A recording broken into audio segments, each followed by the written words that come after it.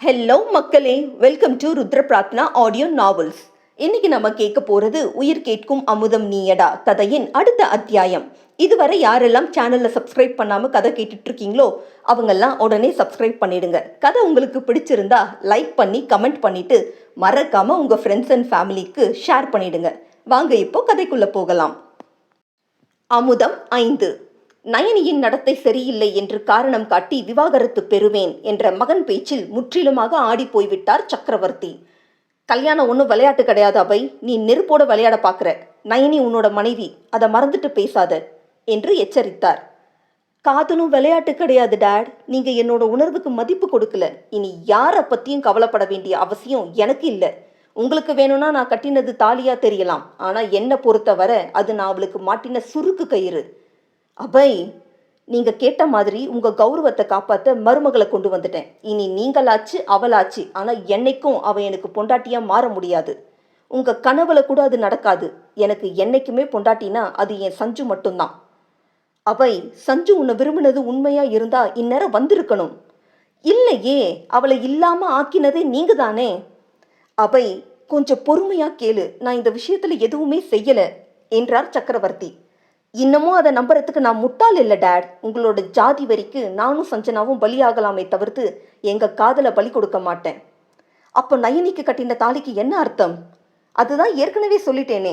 நீங்க அந்த பசங்க வாழ்க்கையில விளையாட நினைச்சீங்கன்னா உங்க மருமக வாழ்க்கையில நான் இன்னும் மோசமா விளையாடுவேன் என்றான் தீவிர குரலில். அபை, என்னப்பா பேசுற என்று பதறி போனார் நிர்மலா. எல்லாமே கைமீறி போயிடுச்சுமா என்றவன் அதற்கு மேலும் நொடி நேரம் கூட தாமதிக்காமல் கிளம்பி சென்றான். அபை எங்கே சென்றான் என்று யாருக்குமே தெரியவில்லை. அவன் திரும்பி வருவதற்காக அனைவரும் மண்டபத்தில் காத்திருந்து களைத்து போயினர். இன்னும் எவ்வளோ நேரம் இங்கேயே காத்திருக்கிறது? வீட்டுக்கு கிளம்பலாம். அபை பிடிவாதத்தை பற்றி தெரியாதா? அவனுக்காக காத்திருந்தா நாள் முழுக்க இங்கேயே இருக்க வேண்டியதுதான். ஏற்கனவே ஆளாளுக்கு பேச ஆரம்பிச்சிட்டாங்க என்று வினோதன் சொல்ல ஒரு வழியாக 11 மணி போல அனைவரும் நல்ல நேரத்தில் வீடு வந்து சேர்ந்தனர். வழி நெடுக அபை ஸ்ரீவத்சனுக்கு அனைவரும் மாற்றி மாற்றி அழைக்க அவன் யாருடைய அழைப்பையும் ஏற்கவில்லை. சுதர்சனும் வினோதனும் மண்டபத்தில் இருந்தே அவனை தேடி தனித்தனியே கிளம்பியிருந்தனர். எப்படியும் இவர்கள் வீடு சென்று சேர்வதற்குள் அவனை அழைத்து வந்து விடலாம் என்று நினைத்திருக்க அதில் மண்ணள்ளி போட்டிருந்தான் அபை.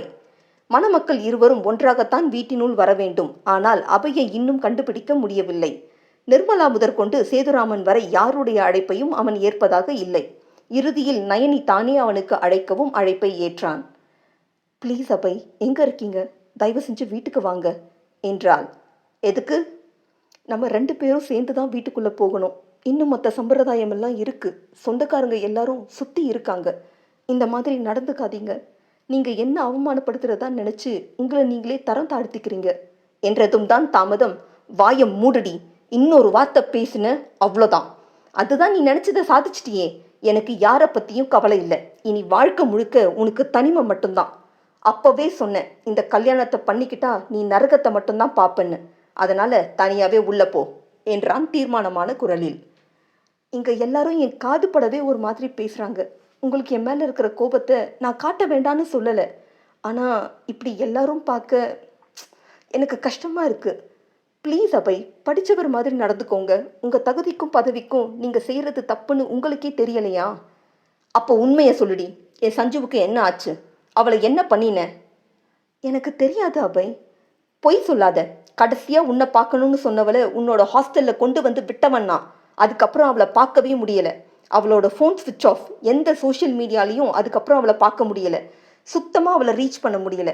என்னோட சொத்துக்கும் பணத்துக்கும் ஆசைப்பட்டு நீ தான் அவளை என்னமோ செஞ்சிருக்க, எனக்கு தெரியும் என்றதுமே, என்ன பேசுறீங்க?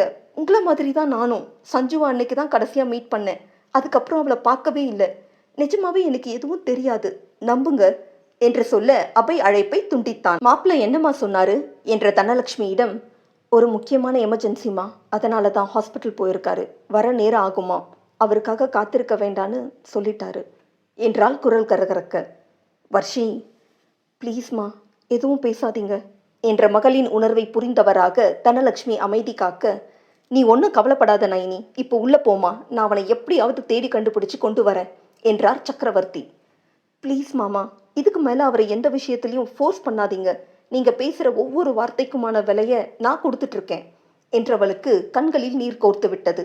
என்னதான் இயல்பாக அந்நொடிகளை கடக்க வேண்டும் என்று அவள் முயன்றாலும் முடியவில்லை. அபய் மீதான அவள் காதல் அதற்கு இடம் கொடுக்கவில்லை. ஆம், காதல்தான். அதுவும் 10 வருடங்களுக்கும் மேலான காதல். அவர் கோபம் தீர்ந்து எப்போ வரணும்னு நினைக்கிறாரோ அப்போ வரட்டுமே என்று கண்ணீரை உள்ளே இழுத்தபடி சொல்ல சக்கரவர்த்தியும் அவள் பேச்சை ஆமோதித்தார். ஒரு வழியாக நயனிக்கு மட்டும் ஆலம் எடுத்து உள்ளே அழைத்து செல்ல பூஜையில் விளக்கேற்ற சொன்னார்கள். நயனி பெரும் தயக்கத்துடன் நிற்க, என்னம்மா யோசனை, விளக்கு ஏத்து என்றார் சக்கரவர்த்தி. அண்ணா, முதல் நாள் தம்பதியாக தான் வீட்டுக்குள்ளே வரணும். ஆனால் என் பொண்ணுக்கு அந்த கொடுப்பனை இல்லாமல் போயிடுச்சு. இப்போ விளக்கேற்றும் போதாவது மாப்பிள்ளை கூட இல்லாமல் தனியாக எப்படி என்ற தனலட்சுமிக்கு அழுகை பொங்கியது. ஆனாலும் கட்டுப்படுத்தி கொண்டு கேட்டார். இதுக்கெல்லாம் வாய்ப்பு இருக்குன்னு நான் ஏற்கனவே சொல்லிட்டேனேம்மா. இப்போ புதுசாக கேட்டால் என்ன அர்த்தம்? இதுக்கெல்லாம் சேர்த்துதானே என்ற சக்கரவர்த்தியை இடையிட்ட சேதுராமன், வாயை மூடுடி, இன்னொரு முறை சம்மந்திக்கிட்ட இப்படி பேசின பல்ல தட்டி கையில் கொடுத்துருவேன் என்று அதட்டி, நீ என்ன பார்த்துட்டு நிற்கிற, போய் விளக்கேத்து என்று நயனியிடம் திரும்ப அவளோ அதற்கு முன்பாகவே விளக்கேற்ற சென்றிருந்தாள். மேலும் 1 மணி நேரம் காத்திருந்த போதிலும் ஸ்ரீவத்சன் வராததில், சம்மந்தி, பொண்ணு மாப்பிள்ளை எங்கள் வீட்டுக்கு அடிமதிக்க வரணும், பால் பழம் சாப்பிடணும், இன்னும் நிறைய சம்பிரதாயம் இருக்கு என்றார் சேதுராமன். அபய் வந்ததும் நான் அனுப்பி வைக்கிறேன் என்றவரின் முகம் கருத்து போயிருந்தது. அப்புறம் சம்மந்தி, அந்த ரெஜிஸ்ட்ரேஷனையும் அப்படியே பார்த்துட்டீங்கன்னா நல்லா இருக்கும் என்று தன் காரியத்தில் அவர் குறியாக இருக்க, சொன்ன மாதிரி நாளைக்கு மறுநாள் ரெஜிஸ்டர் ஆகிடும். போதுமா சேது? நீங்க சொன்னா எல்லாம் சரியாதான் இருக்கும் சம்மந்தி என்று வாயெல்லாம் பல்லாக விலகினார். சரிதனா, அப்ப நாம கிளம்பி போய் ஆக வேண்டிய வேலையை பார்க்கலாம் என்று மனைவி மகளை சேதுராமன் அழைக்க அவர்களுக்கு நயனியை தனியே விட்டு செல்ல மனம் இல்லை. அதே நேரம் ஸ்ரீவத்சனின் ஜிபிஆர்எஸ் ட்ராக் செய்து அவன் இருக்கும் இடத்தை கண்டுபிடித்து சென்ற சுதர்ஷன் என்ன சொன்ன போதும் ஸ்ரீவத்சன் தன் முடிவை மாற்றிக்கொள்வதாக இல்லை. இவ்வளோ நாள் கிடைக்காத சஞ்சு இனியும் கிடைப்பான்னு உனக்கு நம்பிக்கை இருக்காடா? என்னமோ தெரியல மச்சான், ஆனால் இந்த கல்யாணம் நடக்கணுங்கிறதுக்காகவே அவளை பற்றின உண்மை மறைக்கப்பட்டு இருக்குன்னு எனக்கு சந்தேகமாக இருக்கு என்றான் அபய். யாரடா சந்தேகப்படுற? நயனி. என்ன மச்சான் இது, உனக்கு அபத்தமா தெரியலையா? இல்லடா, அவ இந்த கல்யாணத்துக்கு சம்மதிக்காம இருந்திருந்தா நான் அவளை சந்தேகப்பட்டிருக்க மாட்டேன். ஆனா கிட்டத்தட்ட 4-5 மாசமா நாயா பேயா நான் அலையறத கண் கூட பார்த்தவ என்னோட சேர்ந்து சஞ்சுவை தேடுற மாதிரி நடிச்சு வாய்ப்பு கிடைக்கவும் உடனே ஒத்துக்கிட்டா. அதுதான் என்னோட சந்தேகத்துக்கு காரணம். நீ ஏண்டா இப்படி நினைக்கிற? நயனிக்கும் உன்ன மாதிரியே ஏதாவது கட்டாயம் இல்ல அழுத்தம் இருந்திருக்கலாம் இல்லையா என்று சுதர்ஷன் கேட்க, எனக்கு அப்படி தோணல என்றான் அபய் உறுதியான குரலில். சரி மச்சான், வீட்டில இருந்து கால் வந்துட்டே இருக்கு, அம்மாக்காகவாவது வீட்டுக்கு வாடா, எதுவா இருந்தாலும் அங்க பேசிக்கலாம் என்று சுதர்ஷன் சொன்ன அதே நேரம் சேதுராமன் தனலட்சுமியை அழைத்தார். நீ இங்க அக்காவுக்கு துணையா இரு நிது என்ற தனலட்சுமி மகன் கணவனோடு கிளம்பினார்.